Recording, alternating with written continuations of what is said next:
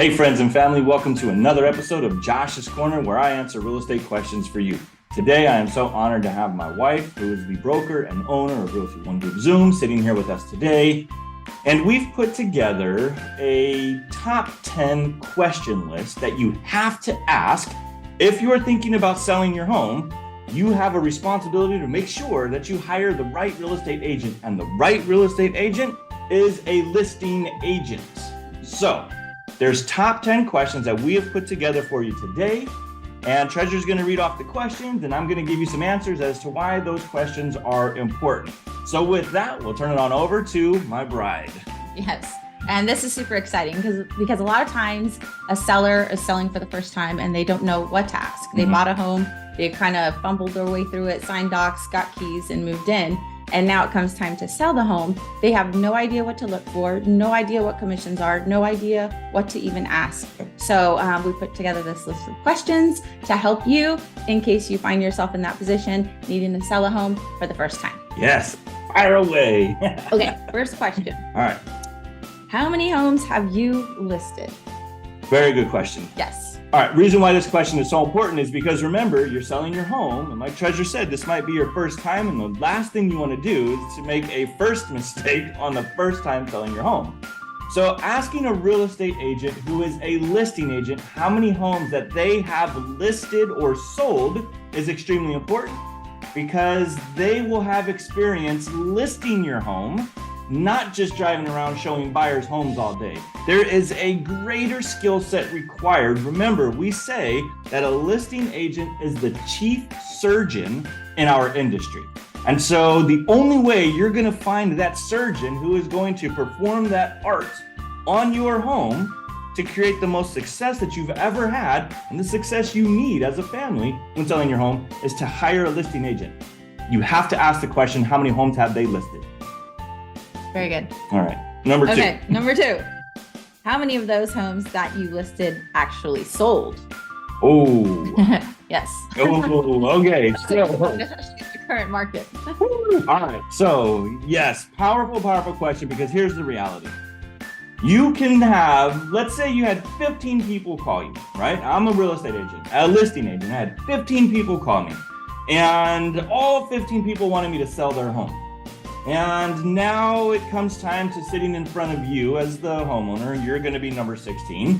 And you ask the question of me, how many of those listings that I listed, how many have sold? And I say, well, actually none of them. Well, what happened?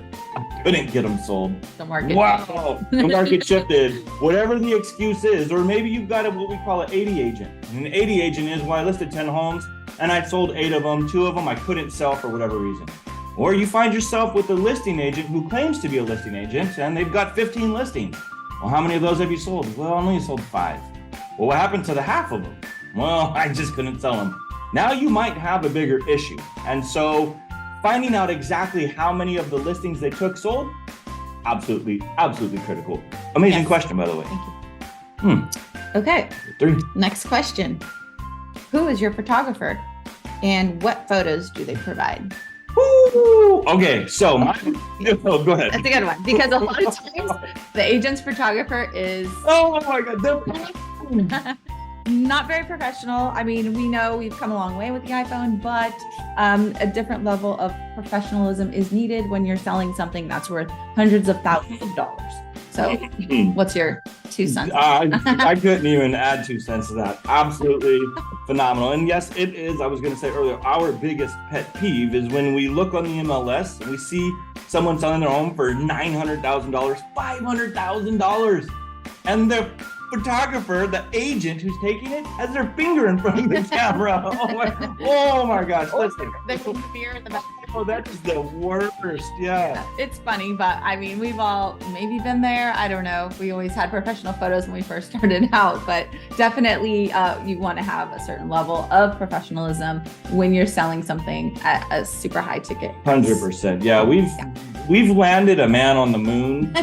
And since then we've really progressed. So if your agent doesn't have a photographer, or the photos that they provide are just interior photos, or maybe they're really, really good and they also take a picture of your outside of your house, that's not enough. You need a real estate agent that's going to have a photographer who is a real estate photographer. who not only does the interior, exterior photos, but they do the drone photos of the area. Remember, people don't just buy homes, they buy neighborhoods. And so the whole point to having a professional photographer is not just to have great looking photos. What we do need to attract buyers in when we're selling your home, but we need to showcase the neighborhood. That's what's really going to attract people. So having that professional photographer who does the 3D Matterport, who does the drone photos, along with the interior, exterior, that is why you need a professional photographer. Woo! So excited on that one. Man, I don't even know. Are we on number 5 or 4? Let's just keep rolling. We're on number 4. Okay. Who is your stager? Take that one. I mean, there's many reasons you want to use a stager. I mean, especially where new homes are being sold. A lot of times for the resale homes, client or potential buyers are going to be driving in. Yep. They're going to stop at a few resale homes, and then they're going to hit the model homes. And they are going to fall in love with the model homes because they're model homes in their stage. The bar is set so high. Yeah, it's set so high. So it's kind of hard looking back at a resale when it's not staged. And, you know, pictures of, you know, Virgin Mary and, you know, whoever. All the Nothing wrong with Virgin Mary, but Virgin Mary is not for everybody. Would you agree? It could be a turnoff for a home that you're selling. Right. Yeah, definitely. Right. But staging is super important. You want to make sure your home is showed in the best light. Again, it's hundreds of thousands of dollars, and you don't want to cheapen it by not staging. Right. Right. You get what you pay for. Yep. Okay. Wow. Good. Okay. Next question. What are the top 3 schools in the community? Ooh. Okay. Yeah. Okay. So we had a client who Treasure and I we received a phone call from this potential seller, and they said, "Hey, we've interviewed a few real estate agents. We don't feel real warm and fuzzy. We'd like to talk to you." And so when we showed up at the house, we asked the seller, how it went with the others. Is there anything that we should know that was discussed? Any specific concerns that arose from those questions and answers? And they said, well, one of the agents told us that they knew everything about River Island. And I said, oh, nice. They said, but the problem was they kept calling it Rivers Island, completely mixed up. And then they referred to the lakes as a pond. And I said, you have got to be kidding me. They really, like a real estate agent said, oh, I know everything about this area. And mind you, this was a referral from a family member. And the referral was a real estate agent who was not a listing agent, but they had sold a ton of homes for buyers. And so they couldn't even pronounce the name of the city, number one. And they could not even get a lake correct and called it a pond. So I'm going to go back to you and have you repeat this question one more time, because this is absolutely critical that you know this. But check this out. Ready? What are the top 3 schools in our community? If a listing agent truly is a listing agent, before they show up at your doorstep, they will know what the schools are and what the school ratings are. It is absolutely critical, because remember, as I said earlier, people don't just buy homes, they buy neighborhood, they buy location, but most importantly, they buy education. That is a critical component when you're selling in a community to sell to a potential buyer, the quality of the schools. Yes. Wow. Okay. We should just look at the camera for 1 minute together. Get a zoom in on that. No, I'm kidding. Okay, go. Next question. Do you live in this community? That's a great one.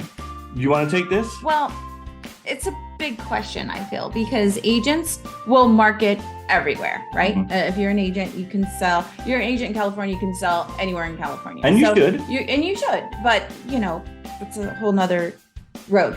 But you definitely want to have someone familiar with your community, because we'll get agents like from Bay, love our Bay Area agents, but they'll come into the Valley and they don't know the community. They don't know what's happening. They definitely don't live here, but they sprayed marketing everywhere and they got the listing, and that's great, but you definitely want to have someone familiar with where you are living, the growth of the community, any changes that might be coming or happening. We used to have people calling us when they'd get a listing, asking these type of questions about the community and just trying to get an idea of, even what to list for, which is crazy. Like, you're an agent. You should do your own homework, but we would get agents calling us from different brokerages asking, our opinion on pricing. So Anyways, it's nice to have someone in your actual local community that is representing you, because they can sell the community. They hopefully love the community as much as you do, and know what's going on. So I think that's super important. Right. And I'm a firm believer that a house will sell itself. In fact, there's no such thing as a bad home. We learned many years ago, there's only such thing as a bad price. Every home will sell. If your agent lives in the community, and this is the biggest benefit that you will find if you're hiring a local community real estate agent. Why that's important is because when your home is sold and you're gone, whether you moved out of state or you just relocated 20 miles away, the point is when you are gone, that real estate agent who owns and lives in that community, they're still there. And so what they have at stake is the equity that they're going to be left with based on how high or how low they've sold your home. Hiring an outside agent who has nothing to do with the community, if things hit the fan, and I want to say something different, but I won't, but if things hit the fan, guess what happens? They can drop the price as low as they want, not work as hard, completely not even care about it, because when you leave and they leave, we're all left with whatever they did. That's not really the type of real estate agent that you want selling your home. You want someone who's going to have a lot of skin in the game, and that's the one that still has the equity in their home based on what they're selling your property at. Wow, that was a mouthful. Oh, God. Okay. Okay, so next question. Let me start that over. Next question. No, I'm kidding. Yeah. Rewind that. Okay. What is your marketing plan in detail? Oh. You're good. Yeah, you got it. Oh, I'm going to keep this very simple. A marketing plan is extremely critical, and it is probably your real estate agent, the listing agent, his or her gold mine. That is how you sell your home.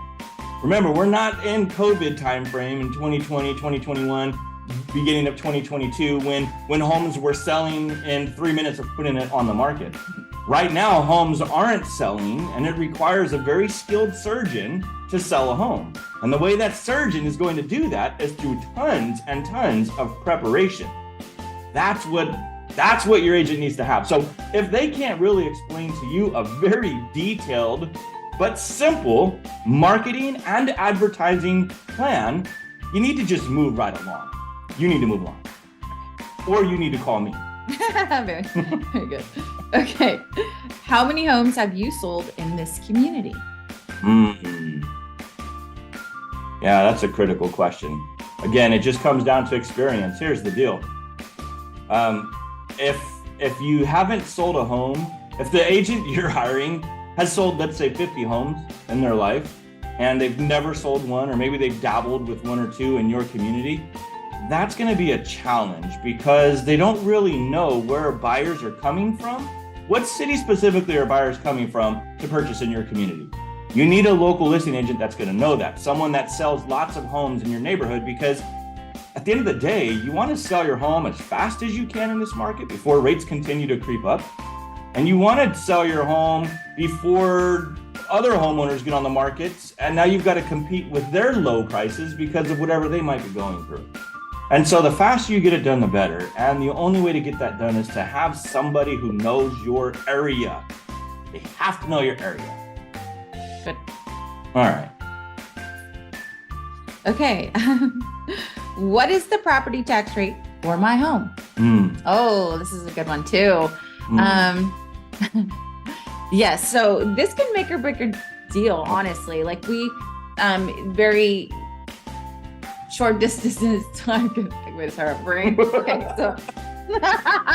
No, this is good. I know exactly where you're going with this. Yeah. So, one town might have a 1.9 tax rate. It's a new build. It's a new community.